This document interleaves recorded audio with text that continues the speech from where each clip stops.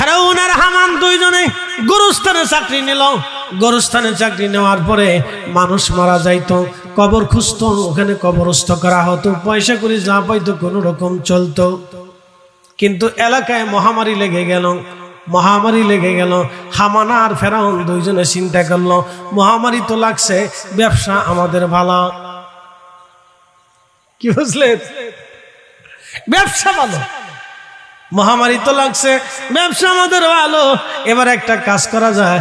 বলে কাজটা কি? বলে আমরা বেশি করে এবার ট্যাক্স আদায় করব। যারা মানুষ মারা যাবে কবরস্থ করতে হলে পয়সা বেশি করে দিতে হবে। তারা ট্যাক্স বাড়াই দিল, টাকা বাড়াই দিল। কবর দিতে হলে এত টাকা দেওয়া লাগবে। ঢাকা শহরে অনেক গোরস্থানে দেখবেন কবরও দিতে হলে টাকা দিতে হয়, টাকা। হামান আর ফেরাউন দুইজনে মিলে গোরস্থানের ট্যাক্স বাড়াই দিল। এইভাবে মহামারীতে বহু মানুষ মরতে লাগলো। একটা পর্যায়ে তারা অনেক ধনী হয়ে গেল। ধনী শুধু হয় নাই, ধনী আল্লাহ বানাইতে বানাইতে মিশরের বাদশা আল্লাহ বানাই দিল ফেরাউন রে। ফেরাউনকে দোস্ত রে, তোরও তো আমি ছাড়তে পারবো না, তুই আমার ছোটকালের দোস্ত, আই দুইজনে মিলে আমরা দেশ শাসন করি। হ্যাঁ, ফেরাউন হয়ে গেল বাদশা, আর ফেরাউনের দোস্ত হামান রে বানাইলো প্রধান উজির। দুই বন্ধু দেশ চালাইতে চালাইতে চালাইতে চালাইতে অনেক বড় প্রভাবশালী বাচ্চা হয়ে গেল, ধনী বাচ্চা হয়ে গেল, একেবারে আমেরিকার মতো হয়ে গেল। আমেরিকার মতো যখন হয়ে গেল তখন এই ফেরাউনরা হামানে কয়, আরে বন্ধু, তুমি তো অনেক বড় বাচ্চা হয়ে গেছো, তাহলে এখন তুমি নিজের খোদা দাবি করতে পারো, তুমি এই দেশের খোদা। তখন ফেরাউন প্রলোভনে পড়ে কয়, আমি বিরাট বড় খোদা। জোরে বলবেন কি নাউজুবিল্লাহ? আনা রাব্বুকুমুল আলা। একবার জোরে কন্যা নাউজুবিল্লাহ। আমি সবার বড় খোদা। বড় খোদাই নিজের দাবি করলো। আল্লাহ মুসা আলাইহিস সালাম রে তার কাছে পাঠাইলো, মুসা তারে দাওয়াত দাও, তারে বুঝাও, তারে বুঝাও, তারে বুঝাও, তারে বুঝাও। আল্লাহ কিন্তু হঠাৎ করে ফেরাউন রে একেবারে পানির মধ্যে চুবায় মারে নাই। আল্লাহ মুসা আলাইহিস সালাম তার কাছে দাওয়াত পাঠাইছে, তারে বুঝাও, তারে বুঝাও, তারে দাওয়াত দাও, তারে দাওয়াত দাও, তারে দাওয়াত দাও, তারে বুঝাও, তারে দাওয়াত দাও, তারে বুঝাও। তো এই সমস্ত মানুষের কিভাবে আল্লাহ কিয়ামতের ময়দানে সালিশ করবে, বিচার করবে? যে সমস্ত বাচ্চারা উপযুক্ত হওয়ার আগে, বালিগ হওয়ার আগে মারা গেল, ওরা আল্লাহর আদালতের সামনে দাঁড়িয়ে যাবে। যে সমস্ত পাগলগুলি আল্লাহ পাগল অবস্থায় দুনিয়ার থেকে চলে গেল, ওরাও আল্লাহর সামনে দাঁড়িয়ে যাবে। যে সমস্ত উপজাতিগুলি জঙ্গলের মধ্যে বসবাস করে সারা জীবনেও কোনোদিন এই সভ্যতা এবং কালেমার দাওয়াত তাদের নসিবে কোনোদিনও হয় নাই, এমন জনপদ দুনিয়াতে গেছে বা হয়েছে যাদের কাছে কখনো কালেমার দাওয়াত পৌঁছায় নাই, ওরাও আল্লাহর আদালতের সামনে দাঁড়িয়ে যাবে। আল্লামা ইমাম আব্দুর রহমান জালালউদ্দিন সুয়ুতি রাহিমাহুল্লাহ বিশ্ববিখ্যাত মুহাদ্দিস, ইলমের এমন কোন শাখা নাই যেখানে ইনি কিতাব লিখে না গেছে। ওনার জিন্দেগির মধ্যে আসছে প্রায় 1500 কিতাব উনি লিখে গেছেন। ইলমের এমন কোন দিক নাই যেখানে তিনি কিতাব না লিখে গেছেন। উনি এত বড় একজন ইমাম ছিলেন, 2 লক্ষ হাদিসের হাফিজ ছিলেন তিনি। 2 লক্ষ হাদিসের হাফিজ ছিলেন তিনি। ওনার উস্তাদ ইমাম হযরত আসকালানী আশ-শাফিঈ, যিনিও 2 লক্ষ হাদিসের হাফিজ ছিলেন। ইমাম সুয়ুতি, উনি ওনার জমানার ভিতরে অনেক বড় আল্লাহর ওলি এবং মুজাদ্দিদ ছিলেন। এত বড় মুজাদ্দিদ ছিলেন, এত বড় ওলি ছিলেন। উনি মুরাকাবাতে, মুশাহাদাতে আল্লাহর রাসূলের, আল্লাহর হাবিবের সঙ্গে জীবনে 75 বার নবীজির সাথে তার দিদার হয়ে গেছে। শুনলে খুশি হবেন, উনি সেই মহান ইমাম যিনি মিলাদুন নবী, ঈদে মিলাদুন নবী সাল্লাল্লাহু আলাইহি ওয়াসাল্লামের উপরে কিতাব লিখে এই উম্মতকে তিনি ধন্য করে দিয়ে গেছেন। যারা মিলাদুন নবীর বিরোধিতা করে তারা হযরত ইমাম সুয়ুতির জুতা টানার যোগ্যতা রাখে না। কথা বলেন ঠিক কিনা? প্রিয় উপস্থিতি হাজিরিন, খুবই মনোযোগের সাথে শুনবেন। আমি যে কথা বলছিলাম, কিয়ামতের ময়দানে মাহশরের মাঠে সেই দিন সবাইকে আল্লাহ ডাক দিবে, পাগলকে ডাক দিবে, যাদের কাছে কালেমার দাওয়াত পৌঁছায়নি আল্লাহ তাদেরকেও ডাক দিবে। দুনিয়ার ভিতরে উপযুক্ত হওয়ার আগে যে বাচ্চা কবরে চলে গেল আল্লাহ সেই বাচ্চাকেও ডাক দিবে।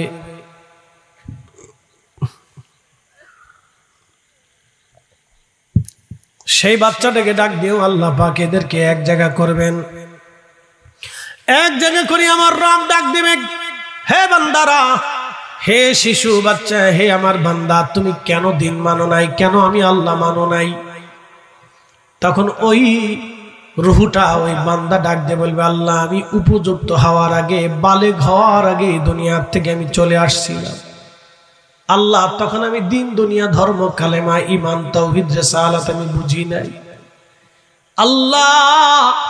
যদি আমি বালেগ হতাম আর দিন কালেমা তাওহীদ রিসালাত আমি বুঝতাম তাহলে আমি মেনে মেনে আসতাম।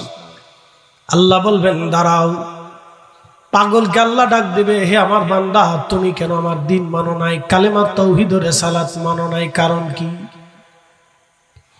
সেই দিন ওই বান্দা ডাক দিবে, রব্বুল আলামিন, তুমি আমার পাগল বানাইছিলা, আমি মস্তিষ্কহীন ছিলাম, বুদ্ধি জ্ঞান আমার লোভ ছিল, আমি জানতাম না। যদি আমি পাগল না হতাম তাহলে অবশ্যই তাওহীদ রিসালাত কালেমা দিন মেনে চলতাম।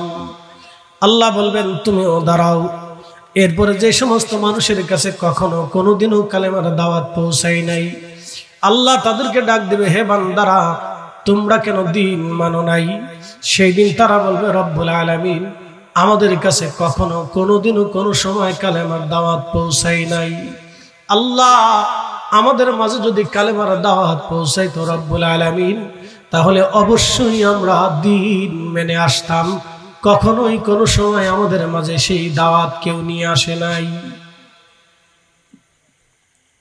তিন গ্রুপ আল্লাহ একত্রিত করে দাঁড়া করায় বলবে, তোমরা কি আমি রব মানো? সেদিন ওই শিশুকালে যে বাচ্চা মারা গেল, পাগল হয়ে যে মারা গেল, কালেমার দাওয়াত যার কাছে পৌঁছাইলেন যে মারা গেল, তিন গ্রুপ বলবে, হ্যাঁ রব, আপনি আমাদের রব, আমরা মেনে নিলাম, আমি যা হুকুম করব তাও কি তোমরা মানবা? বলে, হে রব, আপনি মালিক আমাদের, আপনি খালিক আল্লাহ, আমরা জানি আপনি আমাদের রব, আপনি যা বলবেন আমরা তাই মেনে চলবো। আল্লাহ তখনই বলবে, হে আমার বান্দারা, তাহলে এখনই তোমরা জাহান্নামে চলে যাও, আমি আল্লাহ তোমাদেরকে জাহান্নামী বানায় দিলাম। আমরা এখানে বসে আছি পরীক্ষা, জিন্দেগিটা পরীক্ষার ভিতরে আল্লাহ ফেলে দিয়েছে, পরীক্ষার ভিতরে আছি আমরা। সেই সময় কিয়ামতের ময়দানে ওই তিন গ্রুপ আল্লাহ পরীক্ষার মধ্যে ফেলে দিলেন। আমরা এখন পরীক্ষার ভিতরে আছি, দুনিয়াটা পরীক্ষার জায়গা। মনে রাখবেন, সেই সময় আল্লাহ বলবেন, যাও, এক্ষুনি তোমাদেরকে জাহান্নাম দিয়ে দিলাম, এক্ষুনি দৌড় দিয়ে জাহান্নামে চলে যাও। তখন এক দল দৌড় দিবে জাহান্নামের দিকে, আর এক দল দাঁড়ায় থাকবে। জাহান্নামের দিকে একদল দৌড়ায় দৌড়ায় যাচ্ছে, রব হুকুম দিছে চলে যায়, সাথে সাথে দৌড় মারছে। আর এক দল দাঁড়ায় আছে, দাঁড়ানো দলকে আল্লাহ বলবেন, হে আমার বান্দারা, তোমরা কেন দাঁড়ায় আছো? আয় বান্দাগুলি বলবে, রব্বুল আলামিন, তুমি তো আমাদের রব, কিন্তু আল্লাহ জাহান্নাম তো কঠিন শাস্তির জায়গা, আমাদের ভয় লাগে আল্লাহ, আমরা ভয় পাইতেছি, জাহান্নামে যাইতে মন চায় না। আমার আল্লাহ তখনই ডাক দিবে, বান্দারে, ও বান্দা, ও বান্দা, আজকে আমারে দেখছো, আমার হাসর দেখছো, আমার জাহান্নাম দেখতেছো, জান্নাত দেখতেছো, আমার সব তোমরা দেখতেছো, ফেরেশতা দেখতেছো। আজকে হাসরের মাঠ কায়েম হয়ে গেছে। বান্দারে, আমি আল্লাহ সরাসরি হুকুম পাওয়ার পরেও তুই আমার হুকুম মানিস নাই, হুকুম না মেনে দাঁড়ায় আসিস, তোরা দুনিয়াতেও আমার হুকুম মানতি না, অতএব এক্ষুনি যা, তোদেরকে জাহান্নামী বানায় দিলাম। তোরা আমারে কখনোই মানতি না, এখন যেহেতু মানো নাই তখনও মানতা না।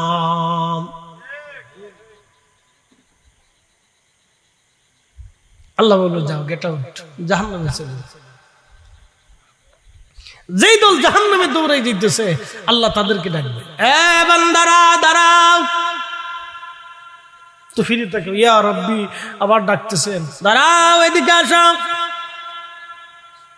রবের সামনে দাঁড়িয়ে যাবে সিজদায়, বলে ইয়া রব আপনি আমাদেরকে ডাকতেছেন, বান্দা জাহান্নামে কেন যাও? বলে আল্লাহ আপনি আমাদের রব, আপনি হুকুম করেছেন, আপনার হুকুম আমরা কিভাবে অমান্য করতে পারি? আল্লাহ আপনি রব আমাদের, আপনি যাহা হুকুম করেছেন আমরা বান্দা হিসেবে, গোলাম হিসেবে তাই মেনে আমরা জাহান্নামের দিকে চলে যাইতেছি। আমার আল্লাহ ডাক দিবে, বান্দারে তোমাদের পরীক্ষায় তোমরা পাশ করেছ, তোমরা আজকে হাসরের ময়দানে যেহেতু আমার হুকুম মেনেছ, দুনিয়াতেও তোমরা আমার হুকুম মানতা যাও, তোমাদেরকে আমি জান্নাতি বানাই দিলাম, ক্ষমা করে দিলাম, তোমরা জান্নাতে চলে যাও, জাহান্নামে যাওয়া লাগবে না।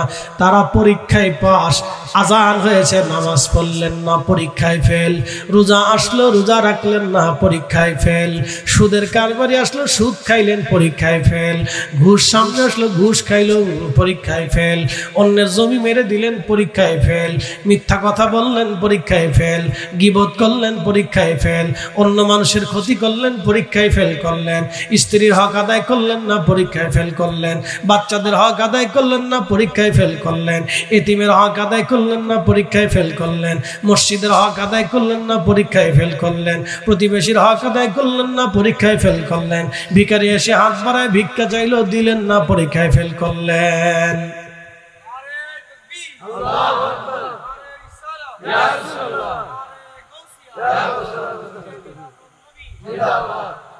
পরীক্ষায় ফেল, পরীক্ষায় ফেল, করবেন না ইবাদত, করবেন না গোলামি, পরীক্ষায় ফেল। পরীক্ষায় ফেল করছেন আপনি, পরীক্ষায় ফেল, পরীক্ষায় পাস করা লাগবে। এই জন্য প্রত্যেকের জীবনের ক্ষেত্রে নেকামল নেকামল নেকামল নেকামল। আল্লাহ বলেন ইন্নাল্লাযীনা আমানু ওয়া আমিলুস সালিহাতি উলাইকা হুম খায়রুল বারিয়া। ইমানে আমলে, ইমানে আমলে, ইমানে আমলে, আগে ইমানের কথা বলছে, এই জন্য আমরা সুন্নি সুন্নি করি, কথা কন না ঠিক কিনা? ইমানে আমলে, ইমানে আমলে, জোরে বলেন ইমানে আমলে, জোরে বলেন ইমানে আমলে, আরো জোরে বলেন ইমানে আমলে। এই জন্য ইমান আহলে সুন্নাত ওয়াল জামাত, জোরে বলেন ইমান আহলে সুন্নাত ওয়াল জামাত, এটা ইমানের সাবজেক্ট। এই জন্য আল্লাহ ওয়াজ করলেন ফাবি আইয়ি আলাই রাব্বিকুমা তুকাযিবান।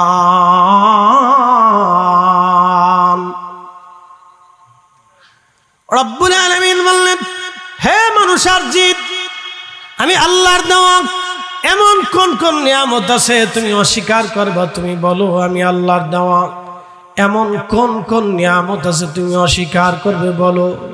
আল্লাহ এখানে ক্ষান্ত হন না, আরো জানাই দিলেন, যদি আমার নিয়ামত তোমরা মেনে না চলো, আমার হুকুম যদি তোমরা মেনে না চলো, আমার আইন যদি তোমরা মেনে না চলো, আমার বিধান যদি মেনে না চলো, হে বান্দা তাহলে বলো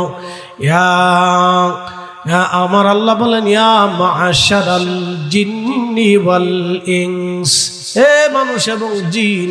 আল্লাহ জিন এবং মানব জাতিদেরকে আল্লাহ ডাক দিলেন ইয়া মা'শারাল জিন্নি ওয়াল ইনসি ইন ইসতাতা'তুম আন তানফুযু মিন আকতারিস সামাওয়াতি ওয়াল আরদি ফানফুযু লা তানফুযুনা ইল্লা বিসুলতান।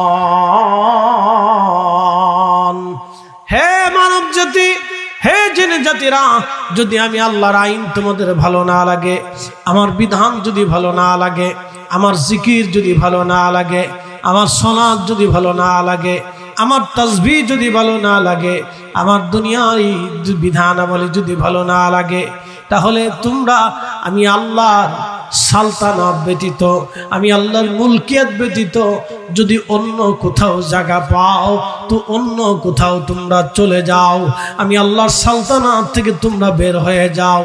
দেখো আমি আল্লাহর সালতানাতের বাহিরে কোথাও যেতে পারো কিনা? না না না, তোমরা আমি আল্লাহর সালতানাতের বাহিরে কখনো যেতে পারবে না। প্রিয় উপস্থিতি, খুব মনোযোগ দিবেন। এই জন্য আমরা পরীক্ষার মধ্যে পড়ে গেলাম। আদম আলাইহিস সালাতু ওয়াস সালাম কাঁদলেন আর বললেন, আল্লাহ এরা আমার সন্তান, আপনি সবাইকে সমান করে দেন, ধনী বানায়েন না, দরিদ্র বানায়েন না। আল্লাহ বললেন, না, আমার আদম আমি পরীক্ষা করার জন্য দুনিয়াতে পাঠাইলাম। ধনী পরীক্ষায় পড়ে গেছে, ধনী পরীক্ষায় পড়ে গেছে। বলে, হুজুর ধনী কিভাবে পরীক্ষায় পড়লো বুঝাই দিয়ে যায়। আমাদের দেশের অনেক ধনী আছে, গরিবদেরকে তারা মানুষই মনে করে না। অনেক ধনী আছে, গরিবদেরকে মানুষই মনে করে না। তারা অনেক ক্ষমতাওয়ালা আছে, অনেক ক্ষমতাওয়ালা আছে, বিরোধী দলকে তারা মানুষই মনে করে না। কি কথা কন, ঠিক কিনা? অনেক ধনী আছে, ক্ষমতা ধনী হওয়ার পরে গরিবদেরকে মানুষই মনে করে না। অনেক অফিসার আছে, বড় অফিসার হওয়ার পরে নিজের অধীনস্থদেরকে মানুষই মনে করে না। এরকম তারা গর্ব করে, অহংকার করে, অহমিকা করে। একবার ক্ষমতায় আসলে বিরাট অহমিকা হয়ে যায়, তারা দিশেহারা হয়ে যায়। না, আল্লাহ তাকে পরীক্ষার মধ্যে ফেলে দিয়েছে, পরীক্ষার মধ্যে আল্লাহ ফেলে দিয়েছে, পরীক্ষায় ফেলে দিয়েছে, পরীক্ষার ভিতরে আল্লাহ তাকে ফেলে দিয়েছে। পরীক্ষা সে নিজেও বুঝতেছে না, সে পরীক্ষার ভিতরে আছে। একটা কথা মনে রাখবেন, সারা জীবন বুঝে রাখবেন, আমার এই কাপড় জুব্বার কাপড় বানানোর জন্য এখানে গরিবের হাত, আমার চশমাটা বানানোর জন্য গরিবের হাত, আমার আংটি বানানোর জন্য গরিবের হাত, আমার ঘড়ি বানানোর জন্য এখানে গরিবের হাত আছে। আপনার মুখের মধ্যে যে খাবার আসে, দামি দামি সুন্দর সুন্দর খাবার, এই খাবার তৈরি করার জন্য গরিবের হাত। আপনি ধনীরা, এই শত শত কোটি টাকার মালিকরা জমিনে কাজ করে না, শত শত কোটি টাকার মালিকরা তাঁতের কাজ করে না, শত শত কোটি কোটি টাকার মালিকেরা এই সাধারণ কাজ করে না। আপনি যে ওষুধ খান, এই ওষুধের কাঁচামাল উৎপাদন করার জন্য গরিবের হাত। বিরাট বড় আলিশান প্রাসাদ বানানোর জন্য গরিবের হাত। প্রত্যেক জায়গায় গরিবের হাত, রাষ্ট্র গঠনে গরিবের হাত। আপনি যে এমপি হয়েছেন, এখানেও গরিবের হাত। আপনি গরিবের ভোট না বলে এমপি হতে পারতেন না, আপনি গরিবের সমর্থন না হলে আপনি চেয়ারম্যান হতে পারতেন না। এই এমপি মন্ত্রী চেয়ারম্যান হয়ে যাওয়ার পরে আর গরিব মানুষের খোঁজ খবর তারা নেয় না। এটাই হলো পরীক্ষায় ফেল। কথা বলেন ঠিক কিনা? আপনি রাত্রিবেলা খেয়ে ঘুমাইলেন, আপনার প্রতিবেশী ক্ষুধার্ত খেয়ে না খেয়ে ঘুমাই গেল, আপনি পরীক্ষায় পড়ে গেলেন, সর্বনাশ। আপনার বাড়ির পাশে মানুষ দরিদ্র, অসুস্থ, চিকিৎসা হয় না, পয়সা পায় না, ডাক্তার দেখাইতে পারে না, আপনি আলিশান প্রাসাদের মধ্যে ঘুমান, আপনি পরীক্ষায় পড়ে গেছেন। আপনি পরীক্ষায় পড়ে গেলেন। এগুলি পরীক্ষা, এই জন্য খুব মনোযোগ দিবেন। আল্লাহ দুনিয়ার ভিতরে আপনাকে আমাকে পরীক্ষার মধ্যে ফেলে দিয়েছে, আমরা পরীক্ষার মধ্যে আবদ্ধ হয়েছি। পরীক্ষা কি? আইয়ুকুম আহসানু আমালা, কে ভালো কাজ করবে আল্লাহ সেটা দেখার জন্য দুনিয়াতে পাঠাইলো। কে কত ভালো আমল করে, কে কত ভালো আমল করে, কে কত ভালো আমল করে, কে কত ভালো আমল করে। আপনার আল্লাহ জমির মালিক অনেক বানাইছে, আল্লাহ পরীক্ষার মধ্যে ফেলে দিয়েছে। আপনার এক টুকরো জমি আল্লাহ দেয় নাই, তাও আপনার পরীক্ষায় ফেলে দিয়েছে। মহিলাকে সামনে দাঁড়া করানো হলো, মহিলার ছেলেদেরকে দাঁড়া করানো হলো, বলা হলো তোমরা যদি খাও তো তোমরা বেঁচে যাবে, আর যদি না খাও আমি মেরে ফেলবো। মহিলার যে বড় ছেলেটা ছিল জিজ্ঞেস করলো, তুমি তো সবার বড়, তোমাকে দিয়ে শুরু করি, তুমি কি শুয়োরের গোশত খাবা নাকি খাবা না? যদি খাও তাহলে তোমাদের ভিতরে একজনও যদি খায়, আমি তোমাদের সবাইকে ছেড়ে দিব এবং সবাইকে আমি প্রাসাদ বানিয়ে দেব। বলল না, আল্লাহ যেটা হারাম করেছে সেটা আমি খাবো না। ফেরাউন বলল, সোজা আঙ্গুলে যেহেতু ঘি উঠবে না, তাহলে তাকে ধরে নিয়ে আসো। ধরে আনা হলো। শোনেন কিভাবে তাকে মারা হলো। সর্বপ্রথমে তার একটা আঙ্গুল কেটে ফেলে দেওয়া হলো। বলল না, খাবো না। এইভাবে 10টা আঙ্গুল তার কাটা হলো, তার হাত কেটে ফেলে দেওয়া হলো, তার চোখ উঠিয়ে ফেলে দেওয়া হলো, তার কান কেটে ফেলে দেওয়া হলো।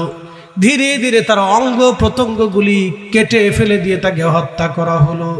সে ধীরে ধীরে জীবন দিল, কিন্তু ঈমান দিল না। চিৎকার মেরে বলেন আল্লাহু আকবার। শাস্তিটা বুঝতে পারতেছে, ধীরে ধীরে কাটছে। একটা একটা একটা একটা একটা একটা করে কাটতে কাটতে কাটতে কাটতে পুরো বডি কেটে নিচ্ছে, খাইনি। মেজো ছেলেটাকে ধরে আনছে, খাবা? মা কিন্তু স্থির, মা তখন স্থির, মার চোখে পানি নেই, হবে না। এবার মেজো ছেলেটাকে ধরে আনা হলো, বিরাট বড় কড়াইয়ের ভিতরে তেল ঢেলে দিয়ে আগুন ধরিয়ে গরম করা হলো। গরম করার পরে এই ছেলেটাকে বলা হলো, তুমি কি শুয়োরের গোশত খাবে? ছেলেটা বলল, না বাচ্চা, জীবন যাবে, আল্লাহ যেটা হারাম করেছে সেটা আমি কখনো খাবো না। তখন এই ছেলেটাকে হাত পা রশিতে বেঁধে দিয়ে উত্তপ্ত তেলের ভিতরে ধীরে ধীরে ধীরে ধীরে নামানো হলো। পা থেকে পুড়তে পুড়তে পুড়তে পুড়তে পুরা শরীরটা ভাজি হয়ে গেল। তারপরও এই ছেলেটা ঈমান দেয় নাই। 3 নম্বর ছেলেটাকে ডেকে আনা হলো। বাকি 6 ভাইগুলি বসে বসে দেখতেছে, বাকি ভাইরা দাঁড়ানো আছে, মা দাঁড়ানো আছে। 3 নম্বর ভাইটাকে ডাকা হলো, তুমি কি শুয়োরের গোশত খাবে? তখন এই ভাইটা বলল, ফেরাউন তুমি দুর্বল আর আমার আল্লাহ সবল, আমি সবলের হুকুম বাদ দিয়া দুর্বলের হুকুম মেনে জাহান্নামে যাওয়ার বোকামি কাজ আমি আল্লাহর বান্দা হয়ে কখনোই করব না। আল্লাহু আকবার। তখন ফেরাউন বলল, কি বললি আমি দুর্বল? তোরে দেখাচ্ছি দুর্বল কিভাবে। ইমাম জাওজি রাহিমাহুল্লাহ লিখতেছেন, তখন তাকে শাস্তি দেওয়ার জন্য ফেরাউন তার মুখের চামড়া উঠাইলো। শুধু চামড়া মুখেরটা উঠাই নাই, একবারে মুখ থেকে মাথা থেকে পোড়া বডির চামড়া তার ছুরি দিয়ে কেটে কেটে কেটে কেটে চামড়া উঠাইয়া লবণ মেরে দেওয়া হলো। আল্লাহর বান্দা এইভাবে চিৎকার মেরে মেরে যন্ত্রণা নিয়ে নিয়ে শহীদ হয়ে গেল, কিন্তু বেঈমানের সামনে মাথা নত করে নাই। এইভাবে প্রত্যেকটা সন্তানকে মায়ের চোখের সামনে শহীদ করে দেয়া হলো। এবারে ছোট্ট বাচ্চা, যেটা কেবল ছোট্ট বাচ্চা, বালক, 4-5 বছর বয়স হবে, এই বালক বাচ্চাটাকে কাছে নিয়ে মা দাঁড়িয়ে আছে। ফেরাউন বলল, এ নারী, তোমার এই ছোট্ট বাচ্চাটাকে বোঝাও, সে যদি একটা টুকরাও শুয়োরের গোশত খায় আমি তোমাকে ছেড়ে দেব, তোমার এই বাচ্চা ছেড়ে দেব, তুমি তারে বুঝাও। মা চিন্তা করলো, আমার বাচ্চাটা ছোট, যদি ফেরাউন ভয় দেখায়, ভয় পেয়ে গেলে যদি শুয়োরের গোশত খেয়ে ফেলে দেয়, তাহলে আমার এই বাচ্চাটা একেবারে পথহারা হয়ে যাবে। তখন মহিলা বলল, আমি আমার বাচ্চাটাকে তো বুঝাবো, আমাকে একটু নিরিবিলি একটা ঘরের ভিতরে নিয়ে জায়গা করে দাও, দেখি আমার বাচ্চাটারে বুঝাইয়া সে শুয়োরের গোশত খায় কিনা। ফেরাউন মনে করছে এবার বুঝি মহিলা নরম হয়ে গেছে। মহিলা তার কোলের বাচ্চা, বালক বাচ্চাটাকে হাতে করে ধরে নিয়ে চলে গেল রুমের ভিতরে। রুমের ভিতরে নিয়ে বাচ্চাটার সামনে নিয়ে বলল, বেটা আমার, কলিজার টুকরা সন্তান আমার, তোমার চোখের সামনে তোমার 6টা ভাই আল্লাহর পথে শহীদ হয়ে গেছে, তারা শুয়োরের গোশত খায় নাই, কাফেরের সামনে মাথা নত করে নাই রে বেটা। ছেলে আমার, তোমার 6টা ভাই আল্লাহর জান্নাতে, মেহেশরে আল্লাহর জান্নাতে চলে গেছে, হাসরের ময়দান কায়েম হবে ছেলে আমার। সেই দিন তোমার 6টা ভাই আল্লাহর আরশে মুআল্লার নিচে তারা জায়গা পাবে। কলিজার টুকরা ছেলে আমার, তুমি যদি আজকে শুয়োরের গোশত খাও বেটারে, তাহলে কিয়ামতের ময়দানে তুমি হবা জাহান্নামী, আমার বাকি 6টা সন্তান হবে জান্নাতি। ছেলেরে, ভাইদের থেকে তুমি জুদা হইও না, ছেলে আমার, ভাইদের থেকে জুদা হইও না, জুদা হইও না। কলিজার টুকরা ছেলে আমার, আমি তোমার মা, তোমার বাকি 6 ভাইদেরকে আমি 2 বছর করে দুধ পান করিয়েছিলাম। ছেলেরে, তুমি ছোট ছিলা, তুমি একটু পুষ্টিহীন হয়েছিলা, তোমার পুষ্টি বাড়ানোর জন্য আমি মা তোমারে 4 বছর দুধ পান করিয়েছি। তোমার প্রতি আমার হক বেশি, অধিকার বেশি। ছেলে আমার, আমি মা বলতেছি, সাবধান, জীবন দিবা কিন্তু ঈমান দেবা না। তখন ছেলেটা ডাক দেখে, মা আপনি কি মনে করছেন আমি ফেরাউনের কথায় শুয়োরের গোশত খাবো। আমি আরো চিন্তায় ছিলাম, আপনি নি আমারে ওই হারাম খাওয়ার জন্য আপনি পরামর্শ দেন কিনা মা। চিন্তার কারণ নাই মা, আমার 6টা ভাই জান্নাতে চলে গেছে, আমি ওই জান্নাতেই যেতে চাই। রব্বুল আলামিন বললেন, হাবিব উম্মতকে জানায় দেন, আল্লাযী খালাকাল মাউত, আমি মৃত্যু সৃষ্টি করেছি তাদের, ওয়াল হায়াত, জীবন সৃষ্টি করেছি তাদের, লিয়াবলুয়াকুম, পরীক্ষা করার জন্য, পরীক্ষা করার জন্য, পরীক্ষা করার জন্য, পরীক্ষা করার জন্য তাদের জিন্দেগির জীবন এবং হায়াত ও মৃত্যু সৃষ্টি করেছি আমি আল্লাহ, পরীক্ষা করার জন্য, পরীক্ষা করার জন্য। রব্বুল আলামিন দুনিয়াতে আমাদেরকে পাঠিয়েছেন পরীক্ষা করার জন্য, পরীক্ষা করার জন্য, পরীক্ষা করার জন্য। আইয়াকুম আহসানু আমালা, কি পরীক্ষা করবে আমার আল্লাহ? কে দুনিয়াতে ভালো কাজ করবে, ভালো আমল করবে। আহসানু আমালা, আহসানু আমালা, কে দুনিয়াতে উত্তম আমল করবে, উত্তম কাজ করবে, উত্তম আমল করবে। আমি আল্লাহ সেটা পরীক্ষা করার জন্য দুনিয়াতে পাঠিয়েছি, উত্তম আমল কে করবে।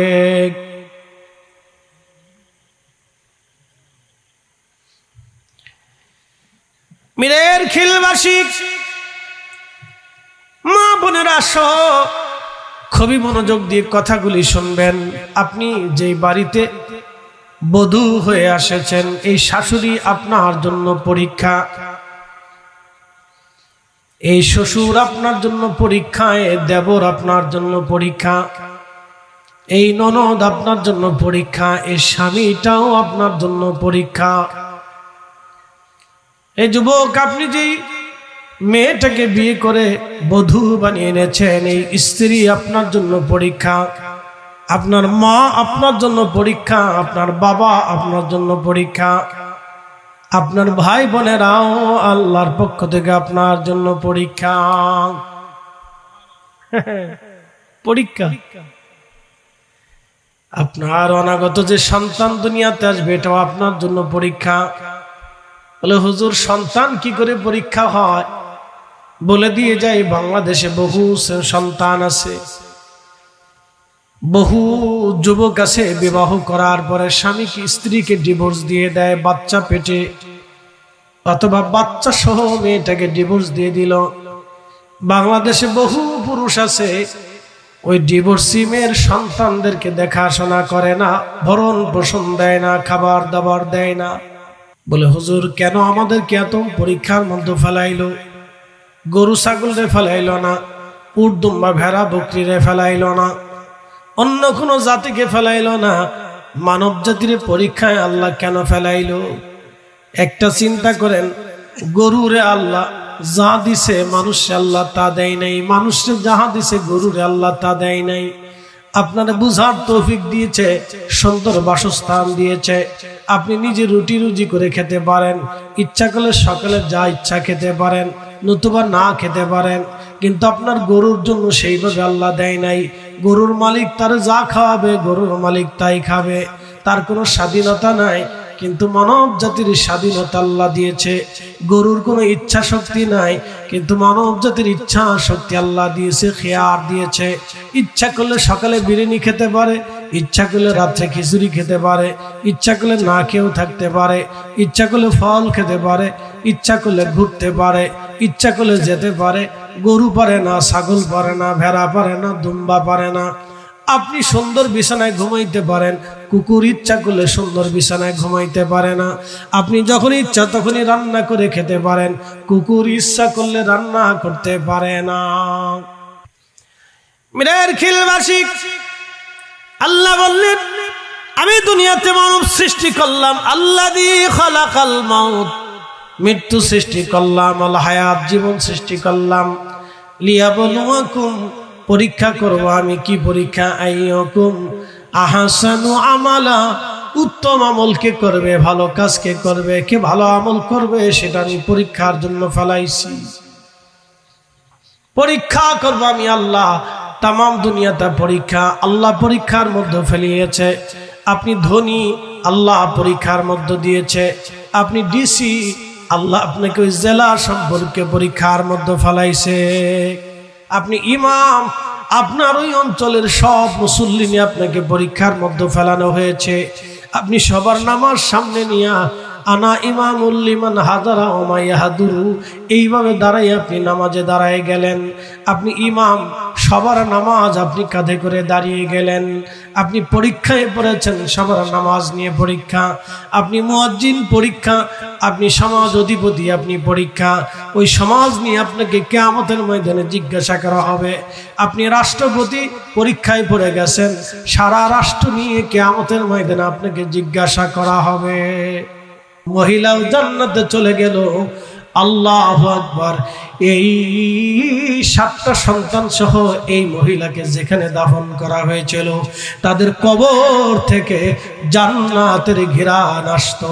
এমনকি আল্লাহর নবীজি মেরাজে যাওয়ার সময় দালাইলুন নবুয়তের ভিতরে এসেছে, এই মহিলাদের এবং সন্তানদের কবরের পাশ দিয়ে যাওয়ার সময় নবীজি লক্ষ্য করলেন কবরের ভিতর থেকে জান্নাতের ঘিরান আসে।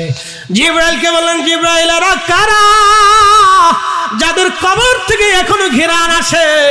জিবরাইল বলেন, হুজুর এরা সেই মা সেই সন্তান যারা ঈমানের পরীক্ষায় আল্লাহর দরবারে টিকে গিয়েছিল, তাদের কবর থেকে এখনো জান্নাতের ঘিরান আসে। একবার জোরে বলা যাবে কি আল্লাহু আকবার? তাদের কবর থেকে বেহেশতের ঘিরান আসছে। নবীজি মেরাজে যাওয়ার সময় দালাইলুন নবুয়তে আসছে, ঘ্রাণ পেয়েছেন। ইমাম ইবনু কাসির আল বেদার ভিতরে লিখছেন তাদের কবর থেকে বেহেশতের ঘিরান আসতেছিল। প্রিয় নবী বলেন, জিবরাইল কাদের কবর? বলি ইয়া রাসূলুল্লাহ, সেই মা তার 7টা সন্তান সহ যাদেরকে শহীদ করেছিল সেই সময় জালিম বাদশা। হুজুর সেই মা তার সন্তান একই কবরে, তাদের কবর থেকে আল্লাহ বেহেশতের ঘিরান পৌঁছা। একসাথে বলবেন আল্লাহু আকবার। হ্যাঁ, মনে রেখে কবর থেকে ঘিরান আসে। ইমাম বুখারীর কবর থেকে 16 বছর ঘিরান আসছিল। ইমাম হুসেন রাদিয়াল্লাহু আনহুর কবর থেকে মিশকের ঘিরান আসে। বহু কবর থেকে এরকম ঘিরান আসে, বেহেশতের ঘিরান আসে। বুঝতে পারছেন? এই জন্য ইমানে আমলে আমাদের দিলকে, ইমানকে তাজা করতে হবে।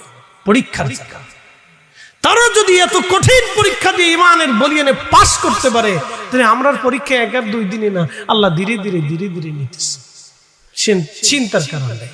প্রশ্ন রাখবেন, ফরিদে হুজুর ভুল করে বলছি, কোনো টেনশন নেই। আপনি আজকেই তাহাজ্জুদ পড়িয়া বা আজকেই বাড়ি যেয়ে মাপছে, এক্ষুনি বসে মনে মনে মাপসান, আল্লাহ আমি ভুল করে বলছি, একবারে সাথে সাথে ক্ষমা হয়ে যাবে।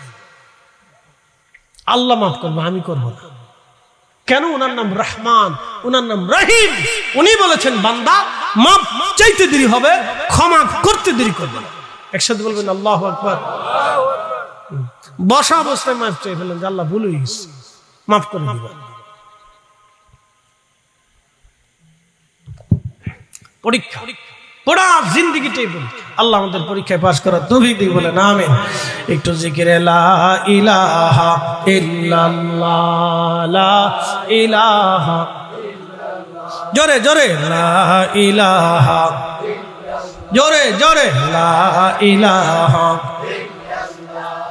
লা ইলাহা হাসবি রাব্বি জাল্লাল্লাহ মা ফি কলবি গায়রু আহা নূর মুহাম্মদ সাল্লাল্লাহ লা ইলাহা ইল্লাল্লাহ, লা ইলাহা লা ইলাহা, লা ইলাহা ইল্লাল্লাহু মুহাম্মাদুর রাসূলুল্লাহ সাল্লাল্লাহু আলাইহি ওয়াসাল্লাম।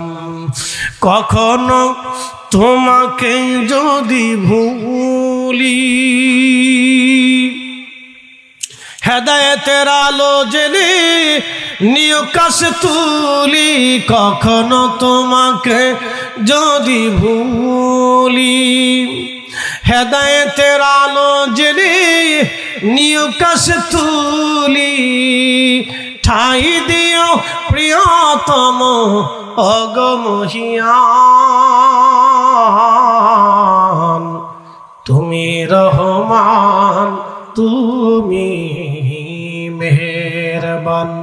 অন্ধ গাহে না শুধু তোমারি গুণগান, অন্ধ গাহে না শুধু তোমারি গুণগান, বুঝেও বুঝে না তবু শান, তুমি রহমান তুমি মেহেরবান। পৃথিবীতে কোনো আলেম নেই মানে জুতা টানবে সেই যোগ্য কোনো আলেম নেই। উনি এই মিলাদুন নবী মাহফিলের পক্ষে উনি কিতাব রচনা করে দিয়ে একেবারে সমাধান বাতলি দিয়ে গেছে। ওনাদের সমাধানের পরে আমাদের আর কারো সমাধানের প্রয়োজন নেই। কথা বলেন ঠিক কিনা? কোন মসজিদের খতিব সাহেব ইমাম সাহেব কি বললো ওগুলি দেখার টাইমই নেই। কোন মাদ্রাসার মুহতামিম সাহেব প্রিন্সিপাল প্রধান ফকি মুহাদ্দিস আর শাইখুল হাদিস আর কোন দেশের এই মুফতি আজম কি বললো ওটা দেখার সময় নেই। আইম্মায়ে মুস্তাহিদিন সমাধান যেখানে দিয়ে গেছে আমাদের আর কারো সমাধানের প্রয়োজন আমরা মনে করি না। কথা বলেন ঠিক না বেটা?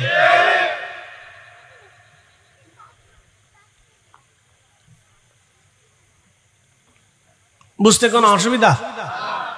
বসে ইনশাআল্লাহ বসে বসে আলোচনা শুনেন, কাজে লাগবে।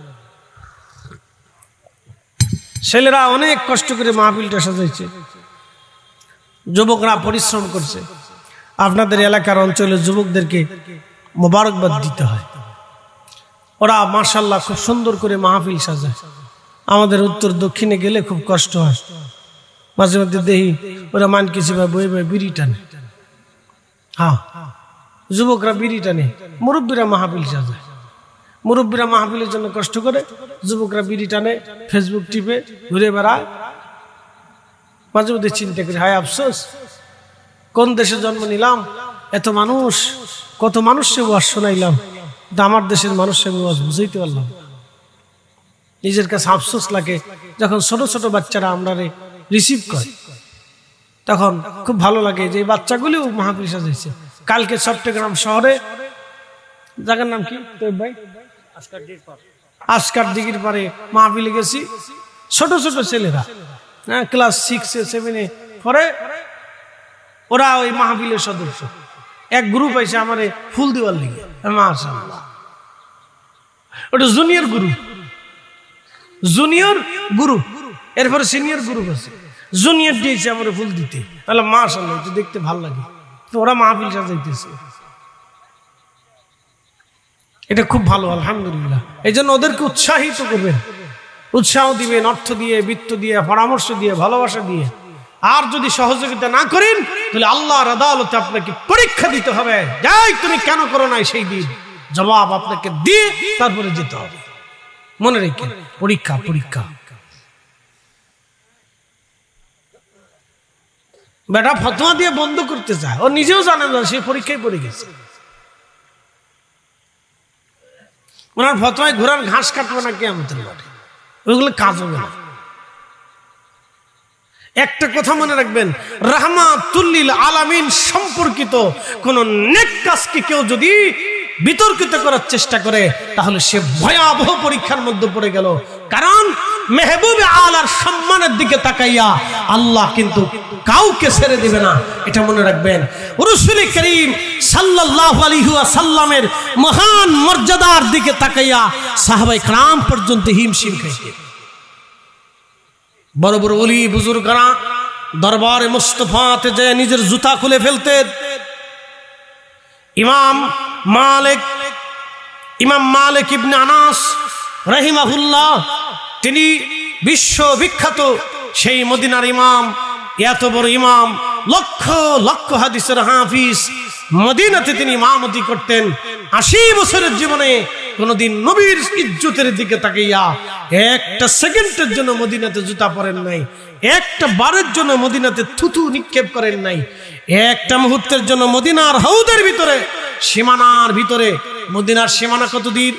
মদিনাতুল মুনাওয়ারা মসজিদে নববী থেকে একেবারে যদি আপনি মদিনা ইউনিভার্সিটি পর্যন্ত যান, ওয়াদি আল মুবারাক, মদিনা ইউনিভার্সিটির সামনে একটা ওয়াদি আছে, একটা উপত্যকা আছে, একটা ছোট্ট খাল আছে, ক্যানেল আছে, নদী আছে, এটাকে বলা হয় ওয়াদি আল মুবারাক। এটা আরেকটা নাম ওয়াদি আল আকিক, সেখান থেকে পাথর থেকে আকিক পাথর তৈরি করা হয়। সেই ওয়াদি আল মুবারাক, ওয়াদি আল মুবারাকের পরে যে মদিনা ইউনিভার্সিটি, তার পরে যাওয়ার পরে স্থান হচ্ছে মদিনার হাউদ, মদিনার সীমানা, একবার উহুদ পাহাড়ের শেষ সীমানা পর্যন্ত মদিনার হাউদ। অথচ এই পুরা রাস্তা তিনি পায়ে হেঁটে, যে খালি পায়ে হেঁটে মদিনার হাউদের বাইরে যে পেশাব পায়খানা করতেন। জীবনের 80টা বছর এইভাবে কাটিয়ে দিয়েছেন শুধু দরবারে মুস্তাফার ইজ্জতের দিকে তাকাইয়া। আর আপনি আসছেন মিলাদুন নবী সাল্লাল্লাহু আলাইহি সাল্লাম, আমার রাসূল সম্পর্কিত মাহফিল বন্ধ করার জন্য। লজ্জা করা উচিত উম্মতের, শরম করা উচিত। এই মাহফিলটা আল্লাহ রসুলকে কেন্দ্র করে, তার বোঝা উচিত এই মাহফিলটি সাজানো হয়েছে নবীকে কেন্দ্র করে। মসজিদে নববী মদিনা মুনাওয়ারা কেন হলো? রসুলকে কেন্দ্র করে। মসজিদে নববীর দাম কেন হলো? নবীকে কেন্দ্র করে। রিয়াজুল জান্নাহ মসজিদে নববীতে কেন হলো? রসুলকে কেন্দ্র করে। হুজরা মুবারকে জিব্রাইল কেন আসলো? নবীকে কেন্দ্র করে। কোরআন শরীফ আমরা কেন পেলাম? রসুলকে কেন্দ্র করে। দ্বীনকে কেন পেলাম? নবীকে কেন্দ্র করে। আমরা তাওহীদকে কিভাবে? রসুলকে কেন্দ্র করে। আখিরাত কিভাবে বুঝলাম? নবীকে কেন্দ্র করে। আল্লাহ এক কিভাবে বুঝলাম? নবীকে কেন্দ্র করে। জান্নাত জাহান্নাম কিভাবে চিনলাম? রসুলকে কেন্দ্র করে। সাহাবায়ে কেরাম যুদ্ধের ময়দানে নিজেদের কলিজাগুলি কুরবানি করে দিলেন, কিকে কেন্দ্র করে? রসুলকে কেন্দ্র করে। সাহাবায়ে কেরাম নিজেদের জীবন যৌবন সন্তান সন্ততি স্ত্রী পুত্র পরিজন সব এক পাশে রেখে দিয়ে জিহাদের ময়দানে নিজেদের কলিজা কাটা খুন করে রক্ত জমিয়ে বিছিয়ে দিলেন। কেন দিলেন? রসুলকে কেন্দ্র করে। আর আপনি আসছেন রসুলকে কেন্দ্র করে সে মাহফিল বন্ধ করার জন্য। লজ্জা করা উচিত আপনার,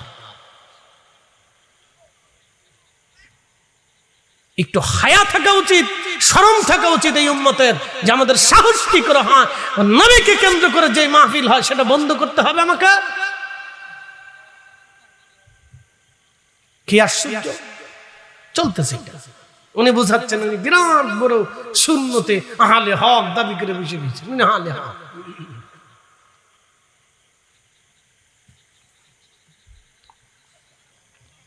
প্রশ্ন রাখতে পারেন, ফরিদ হুজুর তো তাদের ফয়সালা কেমন হবে যারা জন্মগতভাবে পাগল হয়ে গেছে, অথবা পাগল হয়ে মারা গেছে, অথবা শিশুকালে মারা গেছে, যারা কালেমাও বুঝে নেই, দিনও বুঝে নেই, দুনিয়াও বুঝে নেই, তারা বুঝার আগেই কবরে চলে গেছে, তো আল্লাহ তাদের ফয়সালা কেমন করবে?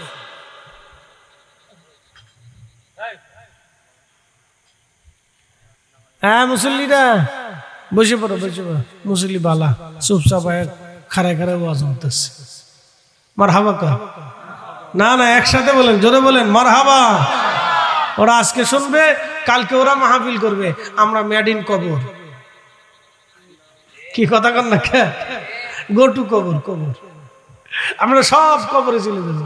আশেপাশে গোরস্থান আছে? জোরে বলেন আছে? বয়স কত? গোরস্থানের বয়স কত? কত বছর হবে? কত? 100 200 আরো বেশি না? সর্বনাশ। মাশাআল্লাহ।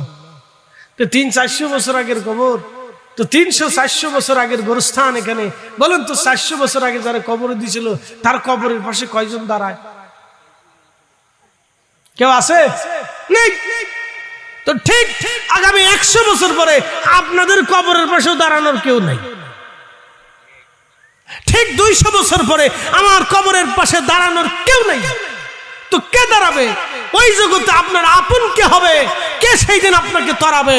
তিনিই তরাবে, তিনি দেখতে আসবে, তিনি টেনে নেবে, তিনি কাছে নেবে, তিনি পরিচয় দিবে, তিনি বলবে রব আমার উম্মত, তিনি বলবে আল্লাহ আমার উম্মত মাফ করে দেন, আল্লাহ সে গুনাহ করছে আমার উম্মত মাফ করে দেন, আমি তোর হাত ধরেছি আপনি ক্ষমা করে দেন, আল্লাহ আমি তোর মাফ করে দিয়েছি আপনি মাফ করে দেন। তিনি রাহমাতুল লিল আলামিন, তিনি রাহমাতুল লিল আলামিন, তিনি হাবিবুল্লাহ, তিনি শাফিউল মুজনিবিন। ওই নবীর গোলামি আমাদের করে যেতেই হবে। হাত উঁচা করে বলেন ঠিক না বেঠিক?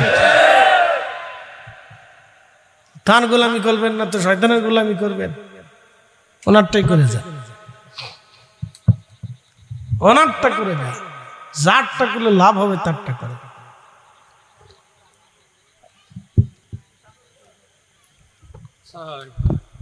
আসেন আমরা একটু দরুদ পড়ি। আল্লাহুম্মা সাল্লি আলা সাইয়্যিদিনা মাওলানা মুহাম্মাদ ওয়া আলা আলি সাইয়্যিদিনা।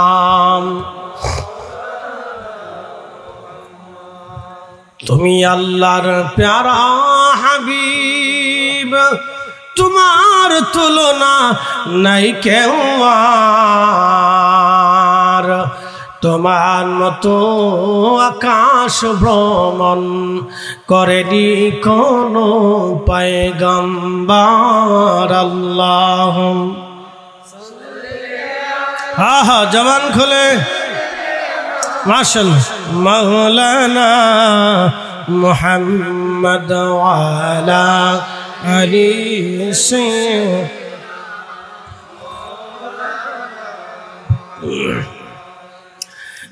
বীরের খেলবাসী, রাঙ্গুনিয়াবাসী, খুবই মনোযোগের সাথে শুনবেন বাবাজি আমার। আল্লাহ বলেন জাযাউহুম ইনদা রাব্বিহিম জান্নাতু আদনিন তাজরি মিন তাহতিহাল আনহার। ইমানে আমলে কেউ যদি পাকা হয়, আমার আল্লাহ বলেন জাযাউহুম ইনদা রাব্বিহিম জান্নাহ, আমি রব্বুল আলামিন তার জন্য একটা জান্নাত বানিয়েছি। জান্নাতু আদনিন তাজরি মিন তাহতিহাল আনহার। এই জান্নাতের তলদেশ দিয়ে নহর প্রবাহিত হবে, একটা মধুর নহর, শরবতের নহর, দুধের নহর, পানির নহর।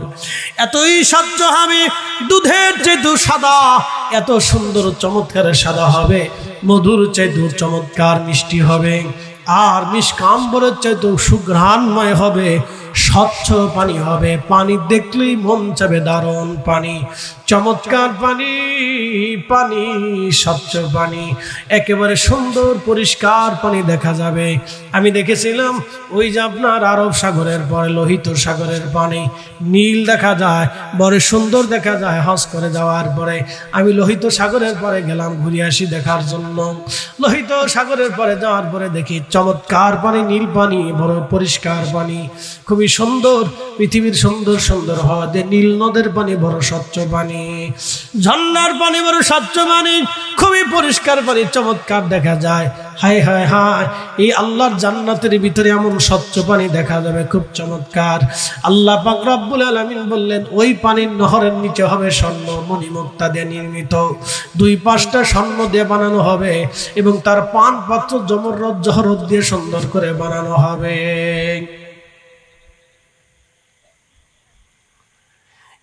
এই জান্নাতের তলদেশ দিয়ে নহর প্রবাহিত হবে। কতদিন তোমরা এই জান্নাতে থাকবা? আমার রব আমার আল্লাহ বললেন খালিদিনা ফিহা আবাদা, চিরদিন জান্নাতে থাকবা, চিরদিন। কখনো তুমি আর জান্নাত থেকে বের হবে না। তুমি যে ঢুকবা আর কখনো তোমার চিন্তা থাকবে না, পেরেশানি থাকবে না। দুনিয়াতে চিন্তা আছে, আপনার স্ত্রীর কি হলো, বিদেশে চলে গেলে চিন্তায় থাকে আমার স্ত্রীর কি অবস্থা, আমার বাচ্চারা কেমন আছে, মার শরীর স্বাস্থ্য কেমন আছে, বাজার সদাই আসলো কিনা, চোর ডাকাত ঘরে ঢুকলো কিনা, অ্যাক্সিডেন্ট হলো কিনা, অসুখ বিসুখ হলো কিনা, ডাক্তার পেলো কিনা। দুনিয়া তো পেরেশানির জায়গা, শুধু পেরেশানি আর পেরেশানি, শুধু পরীক্ষার জায়গা দুনিয়া। কিন্তু আল্লাহর জান্নাতে দমদমায় জায়গা হবে, কোনো চিন্তা থাকবে না, চিন্তার লেশ থাকবে না, কোনো দুঃখের লেশ মাত্র থাকবে না। কখনো সেখান থেকে আর কেউ কোনোদিন বের হবে না। একবার ঢুকবে একেবারে আবাদুন আবাদা, কখনো সেখান থেকে আর বের হবে না। তো সেই জিন্দেগির জন্য কি নিয়ে গেলেন? এই দুনিয়াতে আল্লাহ পরীক্ষায় পাঠাইছেন সেই জিন্দেগির জন্য। পরীক্ষায় যদি পাশ করতে না পারেন তাহলে সর্বনাশ হয়ে যাবে। পরীক্ষায় পাশ করা লাগবে। আল্লাহর নবীর সুন্নতের পরীক্ষা, আল্লাহর দেওয়া ফরজ বিধানের পরীক্ষা, ওয়াজিব বিধানের পরীক্ষা, হক হালালের পরীক্ষা আল্লাহ দিয়ে দুনিয়াতে পাঠাইছেন। আল্লাহ যেটা হালাল করেছেন সেটা হালাল, যেটা হারাম করেছেন সেটা হারাম। আল্লাহ যেটা আইন করেছেন সেটা আইন, যেটা নিষেধ করেছেন সেটা নিষেধ। আমার নবী যেটা করেছেন করব, করতে নিষেধ করেছেন ছেড়ে দিয়ে দেব। এইভাবে যদি জিন্দেগি চালাইতে পারেন তাহলে আশা করা যায় পরীক্ষায় আমরা পাস। কষ্ট হইতেছে? দুনিয়া কিসের জায়গা? পরীক্ষা। জোরে বলেন কিসের জায়গা? পরীক্ষা। পরীক্ষায় পড়েছেন, পরীক্ষায় পড়েছেন, পরীক্ষায় পড়ে গেছি আমরা। উপায় নাই, উপায় নেই, পরীক্ষায় পড়ে গেছি। অনেক বড় পরীক্ষার ভিতরে পড়ে গেছি, পাস করতে হবে। এই জন্য সিলেবাস কমপ্লিট করেন। বলে হুজুর সিলেবাস কি? আল্লাহর কোরআন, রাসূলের সুন্নাত। এই দুইটা হচ্ছে জিন্দেগির অনেক বড় সিলেবাস, কমপ্লিট করতে থাকে। কমপ্লিট করে নি সিলেবাস, নইলে মুশকিল আছে, অনেক বড় মুশকিল। বাঁচার রাস্তা নাই। বলেন মৃত্যু থেকে কেউ বাঁচতে পারে? একসাথে বলেন পারে? আমেরিকার প্রেসিডেন্ট পারবে? রাশিয়ান প্রেসিডেন্ট পারবে? চাইনিজ প্রেসিডেন্ট পারবে? পৃথিবীর কোন নামি দামি প্রেসিডেন্ট কেউ পারবে না। পৃথিবীর বড় বড় সেনাবাহিনীর গ্রুপ তারাও পারবে না। দুনিয়ার সবচেয়ে বড় চিকিৎসা বিজ্ঞানী বর্তমান যিনি আছেন, নোবেল অস্কার বিজয় পেয়েছেন, পারবে? পারবে না, পারবে না, কেউ পারবে না, সম্ভব। তো আল্লাহর সাথে কেমনে যুদ্ধ করবেন বলেন তো? বলে হুজুর আল্লাহর সাথে মানুষ কিভাবে যুদ্ধ করে? হ্যাঁ, আপনি যখন হাইয়া আল্লাহ সালাম বলার পরে মসজিদে না যায়, দোকানে বসে বসে চা খান, বিড়ি টানেন, তখনই আপনি আল্লাহর সাথে যুদ্ধ করতেছেন। যখনই আল্লাহ সুদ হারাম করে দিয়েছে আর আপনি সুদ খাচ্ছেন, তখনই আপনি আল্লাহর সাথে যুদ্ধ করতেছেন। যখনই আল্লাহ হারাম ঘুষ নিষেধ করে দিয়েছে তখন আপনি সেটা খাচ্ছেন, তখনই আপনি আল্লাহর সাথে যুদ্ধ করতেছেন। যখনই অন্যের জমি আপনি জোরপূর্বক খাচ্ছেন, দিচ্ছেন না বুঝিয়ে, অন্যের টাকা নিয়েছেন মেরে, দিচ্ছেন না বুঝিয়ে, তখনই আপনি আল্লাহর সাথে যুদ্ধ করতেছেন। বলে মানুষ আল্লাহর সাথে যুদ্ধ করে? হ্যাঁ, যুদ্ধ করে। তখনই আপনি আল্লাহর সাথে যুদ্ধ করতেছেন। প্রিয় উপস্থিতি হাজিরিন, কেউ আল্লাহর সাথে যুদ্ধ করে কোনোদিন কেউ টিকবে না, টিকা সম্ভব হবে না। এই জন্য দুনিয়াটা পরীক্ষার জায়গা। এই জন্য পরীক্ষার জায়গা। আল্লাহ পরীক্ষা করার জন্য দুনিয়াতে পাঠিয়েছেন। আল্লাহ আরো বলে দিয়েছেন, বান্দারে যদি ভালো না লাগে তাহলে আমার সালতানাত থেকে বের হয়ে চলে যাও। আল্লাহর সালতানাত থেকে বের হয়ে যাওয়ার কোনো সুযোগ আমাদের নাই। পরীক্ষা দিতে হবে, পরীক্ষায় পাশ করা লাগবে।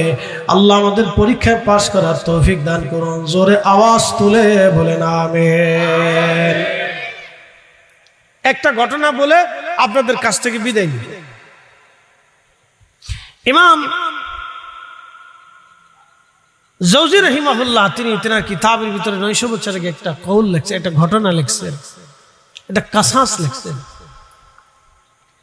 মিশরীদেরকে, মিশরী বাচ্চাদেরকে ফেরাও বলা হতো। ফারাও, ফারাও, ফারাও বা ফেরাও, ফেরাউন যেটাই বলে।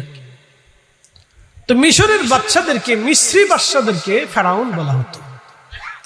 আমাদের এই অঞ্চলের আগে বাচ্চাদেরকে মুঘল সালতানাত, মুঘল, ব্রিটিশ, নবাবী, নবাব বলতো না? এরকম বিভিন্ন এলাকার বাচ্চাদের বিভিন্ন ধরনের নাম আছে। যেমন উসমানীয় সালতানাতকে উসমানীয় বলা হইতো, এরপরে সেলজুকদেরকে সেলজুকি বলা হইতো, উমাইয়াদেরকে উমাইয়া বলা হইতো, আব্বাসীয়দেরকে আব্বাসী বলা হতো, ফাতিমীয়দেরকে ফাতিমী বলা হইতো। এরকম বিভিন্ন সাম্রাজ্যের নাম আছে। তো আগের যুগে মিশরের বাচ্চাদেরকে ফেরাউন বলা হতো। মনোযোগ দেন। তো এই মিশরী বাচ্চাদের জমানাতে একটা রেওয়াজ ছিল। রেওয়াজ হলো এই বাচ্চারা খুব জুলুম জালিম ছিল, খুব জালিম ছিল আগে থেকে। মারাত্মক জালিম ছিল। আরবে কিছু কিছু বাচ্চা ছিল খুব ভালো, আবার কিছু কিছু বাচ্চা ছিল মারাত্মক জালিম। আগের যুগে এরকম আসতো, বাচ্চা কোনোটা ভালো ছিল কোনোটা জালিম ছিল। এখন যেমন এই যে দেখেন না, জালিম আছে, ফিলিস্তিনিদেরকে প্রতিনিয়ত মারতেছে, ওরা জালিম, মারাত্মক জালিম। তবে তাদের ধ্বংস আসবে। কি আসবে? না, জোরে বলেন কি আসবে, একসাথে বলেন কি আসবে। বুঝতেছেন না? এত শিশু মারা যাচ্ছে, এত শিশুকে মেরে ফেলতেছে, ক্ষুধার্ত অবস্থায় মারতেছে। আজকে খবরে দেখলাম, এমন বম্পিং তাদের উপর করা হইতেছে। কোন বোম জানেন? যে বোমগুলি হচ্ছে একবার ক্লাস্টার বোমা। এই আপনার বড় বড় কি বলে ভিতরের যে গর্ত, ভিতরে সেনাবাহিনী গর্ত করে মাটির নিচে থাকে, এই সমস্ত ভেঙে ফেলে দেওয়ার বোমাগুলি তাদেরকে মেরে মেরে প্রত্যেকটা বিল্ডিং গুলি নিশ্চিহ্ন করে দেওয়া হচ্ছে। কঠিন কঠিন বোমা, তাদের যে কি হালত আছে। সাংবাদিকরা তো সাংবাদিকও মেরে ফেলতেছে। কোন সাংবাদিক যদি ফটো সংগ্রহ করে ভিডিও করে তো তারা গুলি করে মেরে ফেলে দেয়। পরিস্থিতি খুব তাদের জন্য ভয়াবহ। তবে আল্লাহর পক্ষ থেকে এই জুলুমের খুব কঠিন একটা প্রতিদান আসবে, অবশ্যই আসবে, কঠিন একটা প্রতিদান আসবে। আল্লাহ তাদের বিরুদ্ধে এমন এক প্রতিদান দিয়ে দিবে যেটা পৃথিবী বিশ্ববাসী বছরের পর বছর দেখতে থাকবে। খুব মনোযোগ দেন। মিষ্টি বাচ্চারা খুব জালিম ছিল, ফেরাউনরা। তো তাদের একটা রেওয়াজ ছিল, তারা কোনো মুসলমানদেরকে পাইলে, কোন ইমানদার পাইলে তাদেরকে ধরে ধরে এনে শুয়োরের গোশত খাওয়াইত। শুয়োরের গোশত খাইলে তাদেরকে ছেড়ে দিত, আর না খাইলে তাদেরকে মেরে ফেলত। আগে আমাদের দেশের জমিদারদের বাড়ির সামনে দিয়ে খালি পায়ে হেঁটে যেতে হইতো, কুন্নিশ করে তাদেরকে সেজদা করতে হইতো। এরকম রেওয়াজ ছিল না জমিদারদের? আজকে জমিদাররা আসেনি, কথা কন না কেন, আসেনি? জমিদারদের বাড়ি ঘরে এখন কুত্তায় বসবাস করে না, কুত্তাও যায় না, কুত্তায় যায় পেশাব করে, আমি একটু মুততে দিয়ে যাই। জমিদারদের বাড়িতে বহু মানুষ জুলুমের শিকার হয়েছিল। কত বড় জুলুম ছিল জানেন? এলাকার সুন্দরী মেয়ে দেখলে তাকে ধরে নিয়ে যাইত, যতদিন ইচ্ছা ততদিন তাকে ধর্ষণ করত। এর চেয়ে বড় জুলুম পৃথিবীতে কি হতে পারে? আজকে তাদের প্রাসাদগুলিতে, বিল্ডিং গুলিতে কুকুরে পেশাব করে, কুত্তায় পেশাব করে। মনে রাখবেন, প্রত্যেক জুলুম তার নিজের দিকে ফিরে আসে। প্রত্যেক জালিমকে আল্লাহ শাস্তি দেয়, প্রত্যেক জুলুমকে তার নিজের দিকে আল্লাহ ঘুরাই দেয়। যেই জাতি জুলুম করে সেই জাতির দিকে আল্লাহ সেই জুলুমকে ঘুরাই দেয়। এই জন্য এই আত্মা, এই চিন্তা, এই মানসিকতা মানুষের জীবনে যেন কখনোই না আসে। ক্ষমতা আসুক, সম্পদ আসুক, অর্থবিত্ত আসুক, যাহাই আসুক, সেজন্য কখনো জালিম না হয়। মনে রাখবেন, জালিম হইলে আল্লাহ তার দিকে সেটা ঘুরাই দেয়। প্রিয় উপস্থিতি, তুমি মিষ্টি বাচ্চা, লম্বা পারবো না, আমার পরে তিনি আসলে আমি ছেড়ে দেবো, কারণ আমার একটা প্রোগ্রাম আছে। খুব মনোযোগ দেন। মিষ্টি বাচ্চা, এই যারা শুয়োরের গোশত খাইতো তাদেরকে ছেড়ে দিত, যারা খাইতো না তাদেরকে মেরে ফেলত। তো মিশরে জানতে পারলো একটা এলাকাতে এক মহিলা তার 7টা সন্তান নিয়ে তারা পাক্কা ইমানদার। ফেরাউন তাদেরকে ধরে নিয়ে আসছে। ফেরাউন ধরে আনার পরে ফেরাউন যখন তাদেরকে ধরে নিয়ে আসছে, তখন ওই মহিলার 7টা সন্তান সহ মহিলাকে বলা হলো, তোমরা শুয়োরের গোশত যদি খাও তোমাদেরকে ছেড়ে দেব। মহিলা বলল, না, আল্লাহ যেটা হারাম করেছে, আল্লাহ যেটা হারাম করেছে সেটা আমরা কখনোই খাবো না। একসাথে বলবেন আল্লাহু আকবার। না, জোরে জোরে জোরে জোরে। কে হারাম করেছে? কে হারাম করেছে? আল্লাহ হারাম করেছে, আমি খাবো না। কে হারাম করছে? শুয়োরের গোশত কে হারাম করেছে? সুদের গোশত কে হারাম করেছে? ঘুষের গোশত কে হারাম করেছে? অন্যের টাকা মাইরে দিয়া, অন্যের জমি সম্পদ মাইরে দিয়া গোশত কে হারাম করেছে? একই। কুকুরের গোশত কে হারাম করেছে? কোন তফাৎ নাই, বুঝে পারি যাবে। আল্লাহ হারাম করেছে, আমি খাবো না। তো ফেরাউন বলল, যদি খাও তো তোমরা আমি প্রাসাদ বানাই দিব, প্রাসাদ তৈরি করে দিব, 12 বিল্ডিং বানাই দিব, আর তোমাদেরকে মাসিক মাসিক করে রাজকোষ থেকে অর্থ দিব। মহিলা বলল, তাও হবে না। ছেলেদেরকে বলল, তোমরা খাও। বলে, না, আল্লাহ যেটা হারাম করেছে সেটা আমরা খাবো না। 7টা ছেলে। ফেরাউন বলল, তাহলে সোজা আঙ্গুলে ঘি উঠতো না, ঘির ভিতরে সোজা আঙ্গুল দিলে উঠে না, তা আঙ্গুল একটু বাঁকা করতে। কেমনে বাঁকা করবো?